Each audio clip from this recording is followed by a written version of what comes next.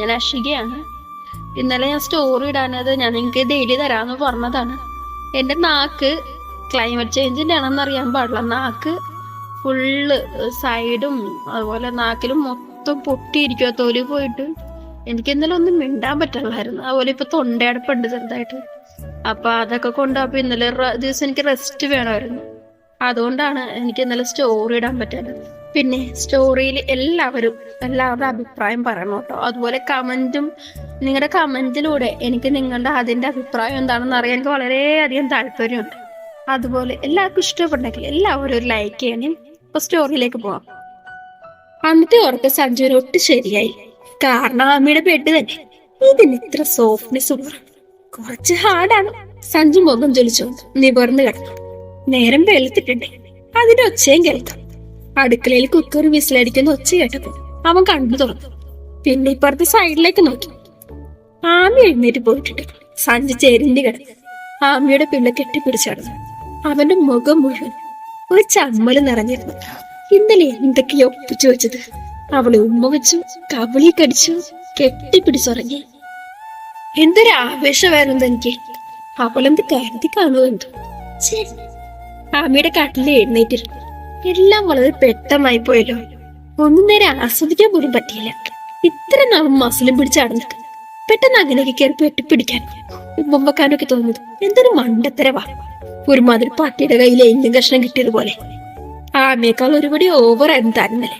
സഞ്ജു താടിയും മീശയും തടങ്ങി ഇളിപ്പിയോടിയിരിക്കുമ്പോ ആമി മുറിയിലേക്ക് കയറി വന്നു. കയ്യിലൊരു ഗ്ലാസ് കട്ടൻ ചെയ്യും അവന് നേരെ നീട്ടി. സഞ്ജു അവളുടെ മുഖത്തേക്ക് നോക്കി. കുളിച്ച് തലയിലൊരു ടവലൊക്കെ ചുറ്റിയ പെണ്ണിന്റെ നിൽപ്പ്. മുഖത്ത് നേരിയ വെട്ടമൊക്കെ പൂർണ്ണമായി അങ്ങോട്ട് പ്രകാശിച്ചില്ല. സഞ്ജു ചായ വാങ്ങി കുടിച്ചു. ആമി അവനെ ഒന്ന് നോക്കിക്കൊണ്ട് അടുക്കളയിലേക്ക്. സഞ്ജു ആ ചായ ആറ്റി കുടിച്ചു നേരെ അവന്റെ മുറിയിലേക്കും പോയി. പല്ല് തേച്ച് ഫ്രഷ് നേരെ അടുക്കളയിലേക്കും വന്നു. ആമി പൂരിക്ക് പരുത്തുമായിരുന്നു. സഞ്ജു സ്ലാബിൽ കയറിയിരുന്നു. ഇതുവരെ കഴിഞ്ഞില്ലേ? അവൻ അവളുടെ മുഖത്തേക്ക് നോക്കി. ഇപ്പൊ കഴിയും. എന്ത്? പൂരിയല്ലേ? ഇപ്പൊ പരത്തി കഴിയൂ ആമി പറഞ്ഞത്. സഞ്ജു നെറ്റിയിൽ കൈ കൊണ്ടടിച്ചു. അതല്ല ഞാൻ ഉദ്ദേശിച്ചത്. നിന്റെ മുഖം വീർപ്പിക്കൽ ഇതുവരെ കഴിഞ്ഞില്ലേന്ന്. എന്നെ കെട്ടിപ്പിടിച്ച് കുറെ ഉമ്മ തന്നെ കവിളി കടിച്ചു കാണിച്ച പിണക്കം മാറുമെന്ന് കരുതിയില്ലേ ഇന്നലെ ആ സാഹസം മൊത്തം കാണിച്ചത്? എനിക്കിപ്പോഴാ മനസ്സിലായത്. ആമി പറഞ്ഞതിനിടയിൽ പറയുന്നത് കേട്ടു. എവിടെ നിന്നൊക്കെയാണ് സഞ്ജുവിന് ദേഷ്യം വന്നത് അവന് പോലും അറിയില്ല. അവൻ സ്ലാബിൽ നിന്ന് താഴേക്ക് ഇറങ്ങി. ഞാൻ എപ്പോഴാണ് നിന്നെ തട്ടി മാറ്റിയത്? നീ എന്നെ ഒരു തവണ പോലും തൊട്ടിട്ടില്ല. നീ എന്നെ കെട്ടിപ്പിടിച്ചിടന്ന് ഉറങ്ങിയിട്ടില്ലേ? എന്നിട്ട് ഞാനൊന്ന് തൊട്ടപ്പോ നീ ഒരുക്കിപ്പോയ. ദേ പെണ്ണെ, നീ ഇപ്പൊ വല്ലാണ്ട് ഓവറാകുന്നുണ്ട് കേട്ടോ. മനുഷ്യനൊരു തെറ്റ് പറ്റിപ്പോയി. അധികം കിടന്ന് വിറപ്പിച്ചാലുണ്ടല്ലോ. അറിയാലോ എന്നെ. ഞാൻ നിന്നെ ഉമ്മ വെക്കും, കടിക്കും, വേണമെന്ന് വെച്ച് പലതും ചെയ്യും. അതിന് നിനക്കെന്താ? കടിച്ചു കീറാൻ വരുന്നത് പോലെ സഞ്ജുവിന്റെ ഭാവം. ആമി ഭയന്നു പോയി. അവളുടെ അമ്മുമ്മയുടെ ഒരു ഷോ കുറെ ദിവസമായി ഞാൻ സഹിക്കുന്നു. പിന്നെ എന്റെ അഭിരാമി അല്ലേ, പാവം കൊച്ചല്ലേ, കുറെ വഴക്ക് പറഞ്ഞതല്ലേ, തല്ലിയതല്ലേ എന്നൊക്കെ ഓർത്തൊന്ന് കൊഞ്ചിച്ചപ്പോ തലയിൽ കയറിക്കണം നിരങ്ങുവാ പെണ്ണ്. ദേ കൂടുതൽ ആളാവാൻ വന്നാലല്ലോ ഡൈവോഴ്സ് ചെയ്ത് കളഞ്ഞ പറഞ്ഞേക്കാം. ആമയുടെ മുഖത്തേക്ക് മുഖം അടുപ്പിച്ച് കലിപ്പിച്ചിട്ട് മുണ്ടും മടക്കി കൊടുത്തു. അവൻ തിരിഞ്ഞു നടന്നുപോയി. എന്താ ഇപ്പൊ സംഭവിച്ചത് എന്നായിപ്പോയി ആമി. ഷോ വേണ്ടായിരുന്നു, വെറുതെ ആളെ എരിവ് കയറ്റി. ഇനി എന്ത് ചെയ്യും? ആമി ചൂണ്ടുവിരൽ വായിലേക്കിട്ട് അബദ്ധം പറ്റിയ പോലെ അവിടെ നിന്ന് തൊമ്മനയഞ്ഞപ്പോ ചാണ്ടു മുറുക്കി എന്ന് പറയും പോലെയായിരുന്നു സഞ്ജുവിന്റെ കാര്യം. അവനൊന്ന് കോളേജിൽ പോവാൻ ഇറങ്ങും വരെ ദേഷ്യത്തിലായിരുന്നു. അവന്റെ മുഖവും സംസാരത്തിന്റെ രീതിയും ഒന്ന് മാറുകയും ആമയുടെ മുട്ടിടിക്കും പാത്തും പതിക്കും. അവന്റെ മുന്നിലൂടെ അങ്ങോട്ടും ഇങ്ങോട്ടും നടന്നെങ്കിലും സഞ്ജു അവളെ മൈൻഡ് ചെയ്തില്ല. ഒടുക്കം വണ്ടിയെടുത്ത് അവൻ കോളേജിലേക്ക് പോയിരുന്നു. ആമയ്ക്ക് വീണ്ടും സങ്കടമായി. ആമി അതേ പരിഭവത്തിൽ സോഫയിൽ മലർന്നു കിടന്നു. എക്സാം ഒക്കെ കഴിഞ്ഞു. ഇനി 2 ദിവസം റെസ്റ്റ് എടുത്തിട്ടേ കോളേജിലേക്കുള്ളത് അവൾ ഉറപ്പിച്ചതാ. അതാ ഇന്ന് ക്ലാസ്സിൽ പോകാതിരുന്നത്. ഒറ്റക്കിരുന്നിട്ടാണെങ്കിൽ ബോറടിച്ചിട്ടും വയ്യ. നല്ലോണം നിൽക്കുകയായിരുന്നെങ്കിൽ എങ്ങനെയെങ്കിലും സഞ്ജു എന്നെ ഇവിടെ പിടിച്ചു നിർത്താമായിരുന്നു. ഇനി പിടിച്ചു നിർത്തിയിട്ട് ആമയുടെ കവിളി ശോഭിച്ചു. തലേന്നത്തെ രാത്രി അവൾ ഓർത്തെടുത്തു. സഞ്ജുവിന് എന്നെ എന്തൊക്കെയാ ചെയ്തത്? ഉമ്മ വെച്ചിരിക്കുന്നു. അതും കവിളിൽ നെറ്റിയിലൊന്നുമല്ല, ചുണ്ടില്. പിന്നെ കവിളും കടിച്ച് ചോദിപ്പിച്ചു. ആമി ഓടിപ്പോയി കണ്ണാടിയിൽ അവളുടെ മുഖം നോക്കി. കവലിൽ നേർത്തൊരു ചുവന്ന വട്ടം. ആമി നാണത്തോടെ ബെഡിലേക്ക് കമിഴ്ന്നും കിടന്നു. തന്നെ കെട്ടിപ്പിടിച്ച് ഉമ്മകൾ കൊണ്ട് മൂടിയ സഞ്ജേട്ടൻ. അങ്ങനെയൊക്കെ ചെയ്യണമെങ്കിൽ എന്തോരം ഇഷ്ടം ഉണ്ടായിരിക്കണം. അപ്പൊ ശരിക്കും ഇഷ്ടമായിരുന്നല്ലേ? ആമി ഫോൺ എടുത്തു. സഞ്ജുവിനെ ഒന്ന് വിളിച്ചാലോ? ആളെത്തി കാണുമോ? വിളിക്കാൻ പിടിച്ചപ്പോൾ ആമി വാട്സപ്പ് എടുത്തു. സോറി നീട്ടി ഒരു മെസ്സേജും വിട്ടു. സെക്കൻഡുകളുണ്ട്. സഞ്ജു മെസ്സേജ് കണ്ടെങ്കിൽ അവനൊന്നും മിണ്ടിയില്ല. നെറ്റ് ഓഫാക്കി വെച്ചാൽ അങ്ങനെ മിണ്ടാതെ ഓൺലൈനിൽ നിന്ന് പോയത്. ആമി വേഗം അവൻ ഫോണിലേക്ക് വിളിച്ചു. ആദ്യം ഇറങ്ങിയതപ്പോ സഞ്ജു എടുത്തില്ല. പിന്നെ വിളിച്ചപ്പെടുത്തു. എന്താ? എടുത്തപ്പോഴേ അവൻ കാര്യം തിരക്കി. രാത്രി വരുമ്പോഴേ എനിക്ക് ചോക്ലേറ്റ് വാങ്ങിക്കൊണ്ടുവരുവോ? ആമി നിന്ന് ചീണിങ്ങി. സഞ്ജു മീശത്തുമ്പ് കടിച്ചു പിടിച്ച് ചിരിച്ചു. ഇല്ല. പിന്നെ ചോക്ലേറ്റ് ഇതിന്റെ പ്രായമല്ലേ? വച്ചിട്ട് പോയേ. അവൻ കോള് കെട്ടിയിരുന്നപ്പോ ആമി വാ തുറന്നു പോയി. ഇന്നലെ ഈ കിടക്കേ കിടന്ന് കൊഞ്ചിയ മനുഷ്യനാണോ ഇത്? ഇതെന്താ ജന്മം? ആമിന് ഒടിഞ്ഞുകൊണ്ടിരുന്നു.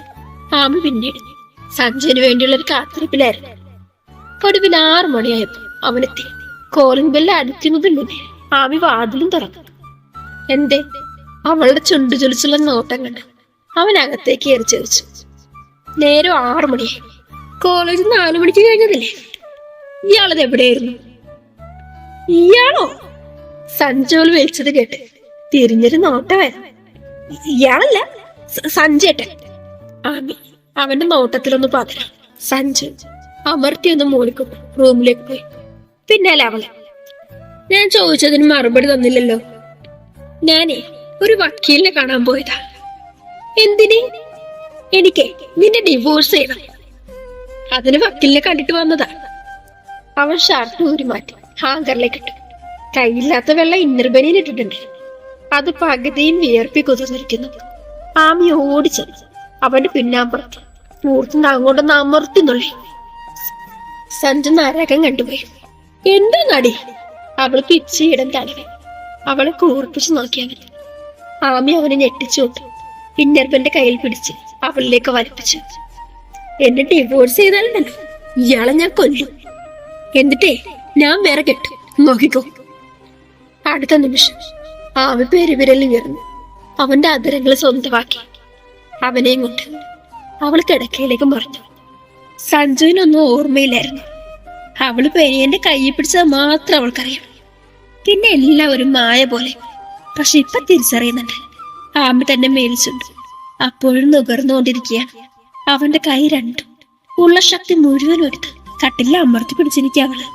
ഒടുക്കം ആ ചുംബന അവസാനിച്ചിട്ട് അവന്റെ ചുണ്ടിൽ കടിച്ചു നോവിച്ചുകൊണ്ടാണ് സഞ്ജു പിടഞ്ഞുകൊണ്ട് കണ്ണിറുക്കി അടച്ചു. ആമി മുഖം അടർത്തി മാറ്റി എഴുന്നേറ്റിരുന്നു. പക്ഷെ ഇരുന്നത് അവന്റെ വയറിൽ കാല് വട്ടമിട്ട്. സഞ്ജു അവന്റെ ചുണ്ടിലൊന്ന് തൊട്ടു നോക്കി.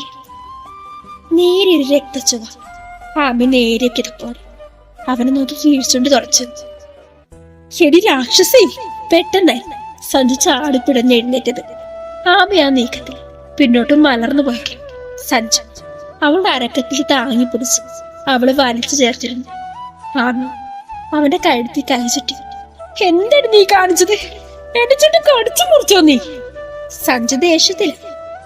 ആമി ചുണ്ടിലൊളിപ്പിച്ച ചിരിയോട് മുഖം താഴ്ത്തി കണ്ണുകൾ മാത്രം ഉയർത്തി നോക്കി. എന്താ നിന്റെ നാക്കിറങ്ങിപ്പോയോ? ഇന്നലെ ഞാനൊന്നും മോശം റെയിൽവേ ട്രാക്ക് പോലെ ആയിരുന്നല്ലോ നിന്റെ നാക്കിട്ടുന്നില്ല നീ അലച്ചോണ്ടിരുന്നത്. അത് പിന്നെ സഞ്ജേട്ടനെ മെരുക്കാന് വേറെ വഴിയൊന്നും കണ്ടില്ല. അതാ ആമി ഒരു കള്ളത്തരത്തോടെ ഇന്നലെ അവൻ പറഞ്ഞ അതേ ഡയലോഗ് തിരിച്ചു പറഞ്ഞു. സഞ്ജു അവളുടെ ഇടുപ്പിൽ അമർത്തുന്നുള്ളി. ഓഹോ, മെരുക്കാനാണത്രേ, അല്ലാതെ ഇഷ്ടമുണ്ടായിട്ടില്ല. തിരിച്ച് അവള് പറഞ്ഞതുപോലെ അവരും പറഞ്ഞു. ആര് പറഞ്ഞു? എനിക്കെന്റെ സഞ്ജയേട്ടനെ എന്തൊരിഷ്ടമാണെന്നോ. ആമിയുടെ മുഖം പൂത്തുലഞ്ഞു. അവൾ അവന്റെ അരക്കെട്ടിൽ കാലുകൊണ്ട് ചുറ്റിപ്പിടിച്ച് അവന്റെ തോളിൽ നെറ്റുമുട്ടിച്ചു. അത് ശരി, ഇത് ഞാൻ അങ്ങോട്ട് പറഞ്ഞു.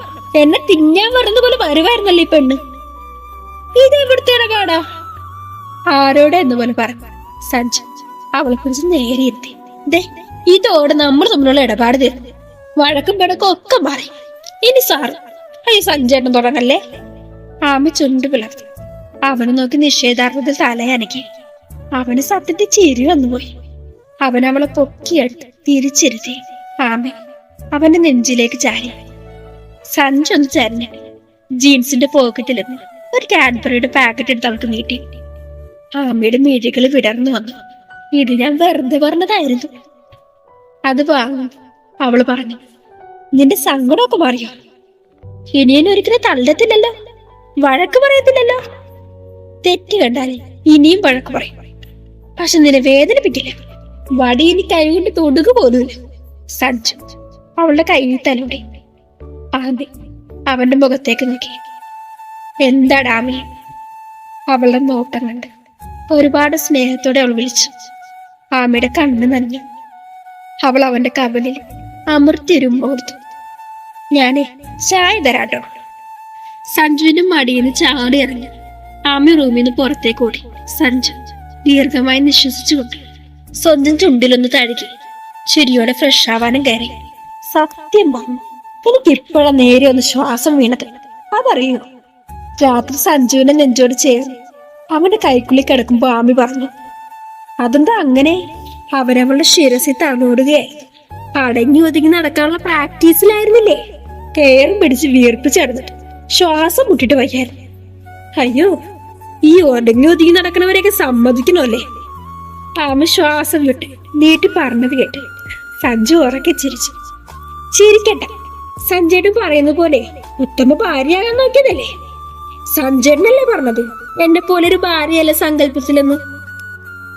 അത് ശരിയായിരുന്നു, പക്ഷെ ആഗ്രഹിക്കുന്നതെല്ലാം കിട്ടണമെന്നുണ്ടോ? അവൻ പറഞ്ഞു. ആമി തല പൊക്കി നോക്കി. അതറിഞ്ഞതുപോലെ സഞ്ജു വീണ്ടും ചിരിച്ചു.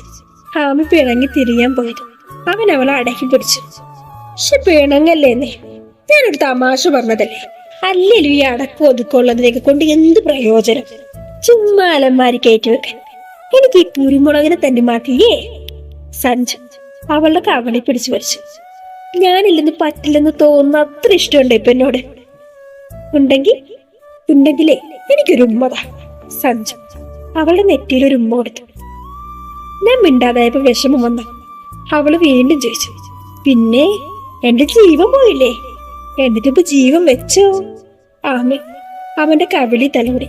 സഞ്ജു അവളുടെ കൈ പിടിച്ച് ഉമ്മ വെച്ചുകൊണ്ട് അമർത്തിയൊന്നും മൂലി. ഇങ്ങനെ ഒരുമിച്ച് കിടക്കുമെന്ന് ഉമ്മം വെക്കുമെന്ന് ആരെങ്കിലും വിചാരിച്ചു? എന്തൊക്കെയായിരുന്നു എന്നെ കല്യാണം കഴിച്ച ദിവസം. സഞ്ജു ആ ദിവസം ഓർത്തു. എത്ര കാരണങ്ങൾ കണ്ടുപിടിച്ച് ഈ കുഞ്ഞു പെണ്ണെ ഒന്ന് ഒഴിവാക്കാൻ. പക്ഷെ അന്ന് അമ്മ അങ്ങനെ ഒരു തീരുമാനം എടുത്തില്ലായിരുന്നെങ്കിലോ? ഞാൻ വിനീതിനെ കെട്ടുമായിരുന്നു. ആമൻ അവന്റെ മനസ്സ് വായിച്ച പോലെ പറഞ്ഞു. സഞ്ജു അവനെ വലിച്ചു മാറ്റി മുഖത്തേക്ക് നോക്കി. എന്തോന്ന്? അന്ന് എന്നെ കെട്ടിയില്ലായിരുന്നെങ്കിലേ ഞാനും വിനീതും പ്രേമിച്ച് കല്യാണം കഴിച്ചാലും. അറിയോ, വിനീതിനെ എന്നെ ഇഷ്ടമായിരുന്നു. എന്നോട് പറയാതിരിക്കുക നമ്മുടെ കല്യാണം കഴിഞ്ഞതാ.